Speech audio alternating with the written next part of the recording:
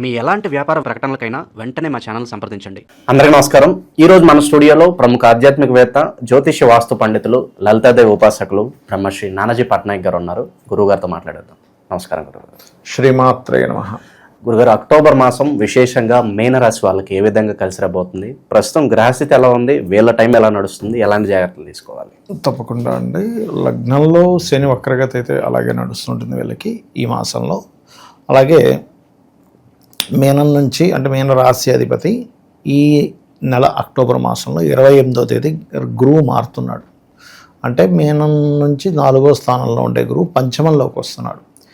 దీనివల్ల ఏమిటి ఫలితాలు ఏమిటని ఏవైతే మనం చెప్తుంది నేనైనప్పటికీ కూడా చెప్పేసిన సాక్షాత్తులు తమ వారిగా భావిస్తూ, ఒకటి, గురువు పంచమంలోకి వెళ్తున్నందుకు ఈ నెల పర్టికులర్ అక్టోబర్ మాసంలో 27 తర్వాత ఎవరైతే సంతానం కోసం ప్రయత్నం చేస్తూ ఉంటారో, ఏదైనా క్రియేటివ్ రిలేటెడ్ ఫీల్డ్స్లో ప్రయత్నం చేస్తుంటారో వాళ్ళకి చాలా బాగుంటుంది.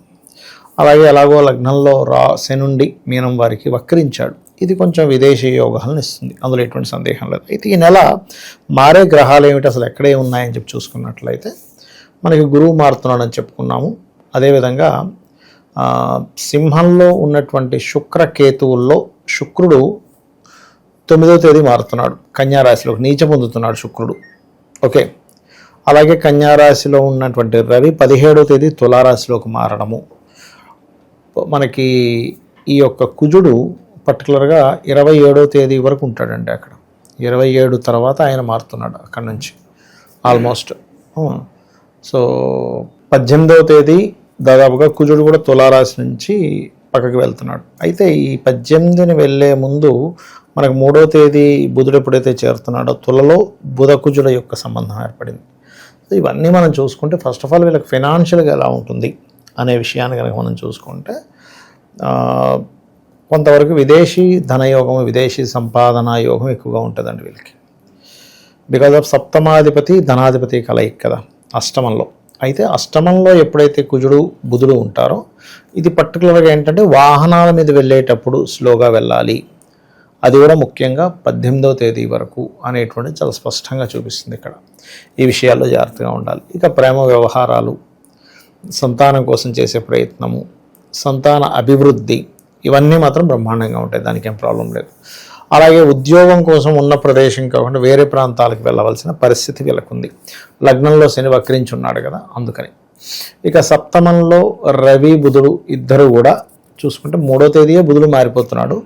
కాకపోతే రవి ఉంటాడు సప్తమంలో. ఈ రవి ఉండడం వల్ల ఏమిటంటే ఫస్ట్ ఆఫ్ ఆల్ వీళ్ళకి ఏదైనా ఉద్యోగ ప్రయత్నాలు చేసుకోవాలి అని అనుకుంటే కనుక ఇక్కడ ఈ రవి ఆల్మోస్ట్ 17వ తేదీ వరకు ఉంటాడు. 17వ తేదీ లోపలే ఉద్యోగ ప్రయత్నాలు ఏం చేసినా వీళ్ళకి బాగుంటుంది. 17వ తేదీ దాటితే ఏమవుతుందంటే రవి నీచపడ్డం, రవి బుధులు కలిసి ఉన్నప్పటికీ అక్కడ ఏమి బుధాదిత్య యోగం మనకి ఇదే ఉండదు. కాబట్టి నన్ను అడిగితే 18 తర్వాత వివాహ సంబంధించిన విషయాల్లో ఎవరినైనా ఇష్టపడిన వారిని వివాహం చేసుకుందామనో, లేకపోతే ఒక్కోసారి చూడండి అంటే కొన్ని డిస్టర్బెన్సెస్, డిస్ప్యూట్స్ అనేటువంటి 18 తర్వాత చూపిస్తున్నాయి.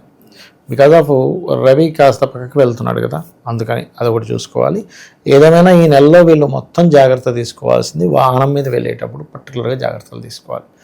ఎందుకంటే ఇక్కడ బుధుడు చతుర్థాధిపతి బుధుడు ఎవరైతే ఉన్నారో ఆయన నీచబడ్డ రవితో కనెక్ట్ అవుతున్నాడు. అదేవిధంగా చతుర్థాధిపతి అయిన బుధుడు కుజుడితో కనెక్ట్ అవుతున్నాడు. అంటే ఒకటి అగ్రెసివ్ ప్లానెట్ ఒకటి, ఇంకోటి షష్టమాధిపతి అష్టమంలో ఉండే గ్రహంతో. ఒక రకంగా షష్టమాధిపతి అష్టమం అనేది కొంత లక్ కూడా ఇస్తుంది, ఇవ్వదని కాదు. ఏదైతే మనం జాబ్ కోసం ప్రయత్నం చేస్తుంటామో ఆ యొక్క జాబ్ రిలేటెడ్ సంబంధించిన విషయంలో మంచి ఫలితాలు ఇస్తుంది, ఇవ్వదని కాదు. కాకపోతే ఇక్కడ ఏంటంటే మీనం వారు కదా, ముఖ్యంగా ఈ మీన రాశి వారికి ఈ పంచమంలో గురువు ఒక సరైనటువంటి నిర్ణయం తీసుకోవడానికి 27వ తేదీ నుంచి వస్తున్నాడు గురువు. అక్కడ నెల మొదట్లో ఏం రావట్లే, సో ఎండింగ్ నుంచి వస్తుంది దాని రిజల్ట్ ఏదైతే ఉందో. కాకపోతే ఎప్పుడైనా ఏదైనా గ్రహం కనుక 15 డిగ్రీలు దాటితే అది పక్క రాశి ఫలితాలు ఎక్కువగా ఇస్తుంటుంది. కాబట్టి వీరికి కొంచెం క్రియేటివ్ ఏదైనా సంగీతము, సాహిత్యము, వేద సంబంధించినవి, ఎందుకంటే గురువు కదా, ఇలాంటివి నేర్చుకోవడానికి కొంచెం తెలివిగా కొన్ని నిర్ణయాలు తీసుకోవడానికి చాలా బాగుంది. దానిలో ఎటువంటి డౌట్ లేదు చెప్పాలండి మీనం వారికి.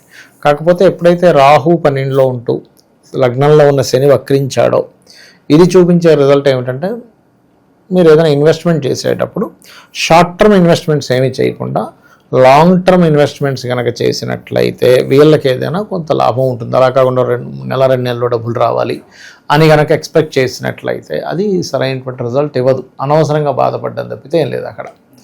అదొకటి. వివాహ ప్రయత్నాలు చేసే వాళ్ళకి ఎలా ఉంటుంది? వివాహ ప్రయత్నం అది చెప్పాను కదా, 17వ తేదీ లోపలే వీళ్ళు ఏ ప్రయత్నమైనా సక్సెస్ ఉంటుంది. ఎందుకంటే అక్కడ మీకు అందులో ముఖ్యంగా మొదటి 3 రోజులు బుధాదిత్య యోగం 3 రోజులు ఉంటుంది అక్కడ. సెప్టెంబర్ మాసం మొత్తం ఉంటే అక్టోబర్ మాసం 3వ తేదీ బుధుడు మారిపోతున్నాడు కదా, ఆ ఫస్ట్ వీక్ కొంత ప్రభావం ఉంటుంది, మంచి ప్రభావం ఉంటుంది.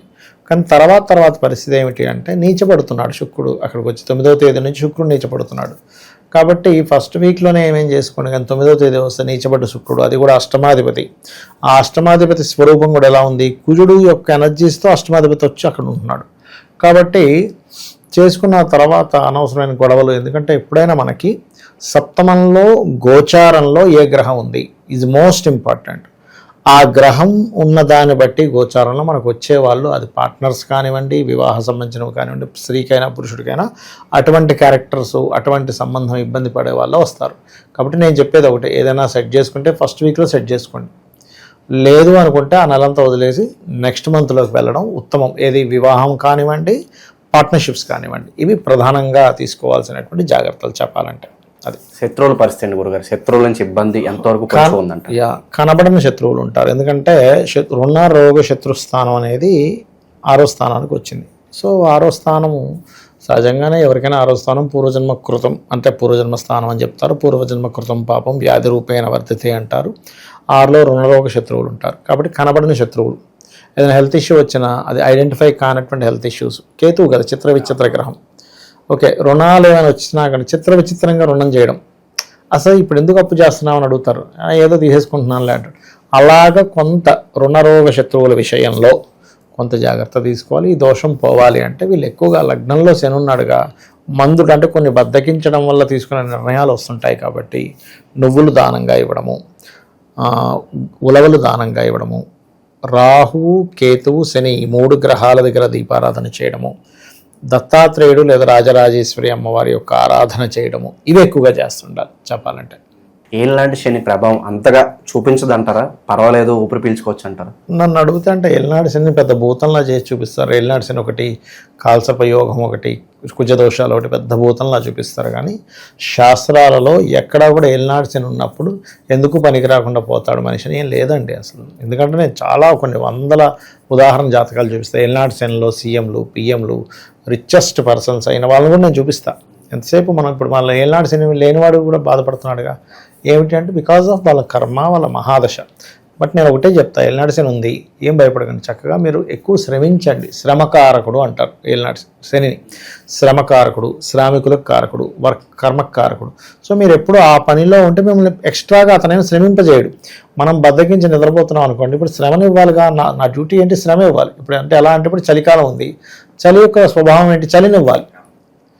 చలినివ్వాలన్నప్పుడు నువ్వు అది దాని కర్మ అది ఎలాగే ఇస్తుందో ఏళ్ళనాటి శని వచ్చినప్పుడు శ్రమని ఇవ్వాలి. మనమే పర్టికులర్గా శ్రమ పడుతున్నాం అనుకునే ఉండదు అక్కడ. అలా అది నిరుద్యోగుల పరిస్థితి గురుగారు, ఈ నెల అయితే కొంచెం మొదటి 2 వారాలు ఉద్యోగం రావడానికి చాలా అనుకూలంగా ఉంది. అందులో ఎటువంటి సందేహం లేదు చెప్పాలంటే.